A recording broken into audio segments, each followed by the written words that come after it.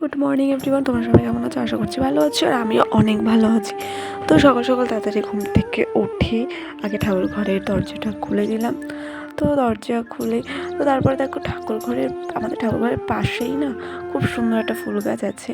তো দেখো সেই ফুল গাছে কত সুন্দর একটা ফুল ফুটেছে। তো সেটাই তোমাদের দেখালাম। তো তারপরে দেখো ব্রাশ ট্রাশ করে নিলাম। সকাল সকাল ব্রাশ ট্রাশ করে তাড়াতাড়ি স্নান করে আগে ঠাকুর ঘরের পুজোটা দিয়ে নিলাম।